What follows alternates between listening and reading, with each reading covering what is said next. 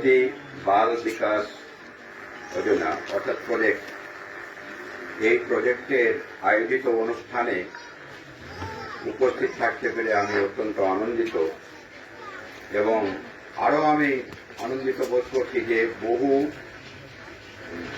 প্রত্যাশী যারা একটা পরীক্ষা দিয়েছিলেন, একটা পরীক্ষা অনলাইন পরীক্ষা হয়েছিল, ওই অনলাইন পরীক্ষা মূল্যায়নের পর যারা টিকেছেন তাদের হাতে আজকে আনুষ্ঠানিকভাবে অ্যাপয়েন্টমেন্ট লেটার এবং আইডি সংস্থার পক্ষ থেকে তুলে দেওয়া হয়েছে।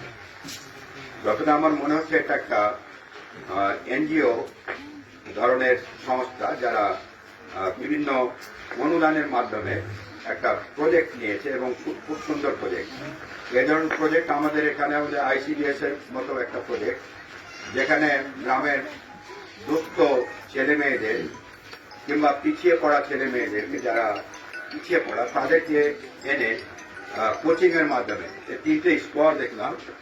একটা হচ্ছে এখানে যেটা আছে, একটা আছে প্রগতি বাল বিদ্যালয়, প্রাইমারি এডুকেশন, আর তারপরে আবার আপার প্রাইমারি কিছুটা প্রগতি কোচিং সেন্টার, এটা মানে ক্লাস 7 পর্যন্ত আছে।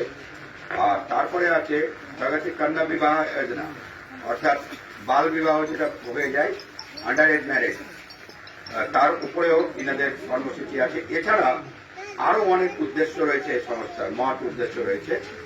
সেই উদ্দেশ্য এখানে ওনারা লিখেছেন। এই উদ্দেশ্যকে সামনে রেখে একটা মহৎ কাজে এনারা অগ্রসর হয়েছেন। যারা এই উদ্যোগ নিয়েছেন তার আধিকারিকগণ এখানে উপস্থিত আছেন, পদাধিকারীগণ এখানে উপস্থিত আছেন।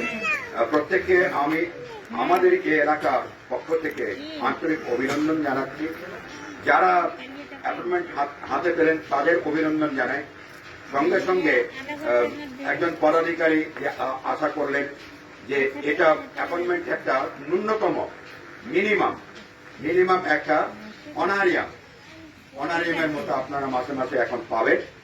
আপনার আপনাদের একটা ট্রেনিং দেওয়া হবে। সেই ট্রেনিং এর মাধ্যমে আপনারা কিভাবে এই প্রজেক্টকে বাস্তবায়িত করবেন তার জন্য সুনির্দিষ্ট ট্রেনিং থাকবে এবং সেই মতো আপনাদের কাজ করতে হবে। এই কাজ করতে গিয়ে আপনারা যদি ভালো কাজ করেন তাহলে ছাত্রছাত্রীর অভাব কোনো মতেই হবে না। মানে আপনার নিয়ে আসলেন, ওর শিক্ষাগত যে গুণগত মান সেটা উন্নত হবে, তার সঙ্গে ছেলে মেয়ের চরিত্র গড়ে উঠবে। এবং এর মধ্যে যারা অ্যাপয়েন্টমেন্ট হাতে পেয়েছেন তাদের মধ্যে আমার মনে হচ্ছে বেশিরভাগই মহিলা আছে এবং মহিলারা এই কাজ খুবই সুন্দর পারেন। লেডিজরা এই কাজটা যত ভালো পারবেন, পুরুষদের চাইতে লেডিজরা আমার মনে হয় বেটার করে। কারণ বাচ্চা এই প্রাইমারি এডুকেশন থেকে ক্লাস 7 পর্যন্ত আছে। তো এখানে আপনাদের একটা বিরাট দায়িত্ব। সমাজকে গড়ে তোলা, খালি এটা ভাববেন না যে আমি সংস্থার হয়ে কাজ করছি। আমরাও যেরকম সমাজ সেবামূলক কাজ করি, আমরা কোনো স্যালারি নিই না। একজন সর্দারি করেন, স্যালারি নেন না। কিসের জন্য?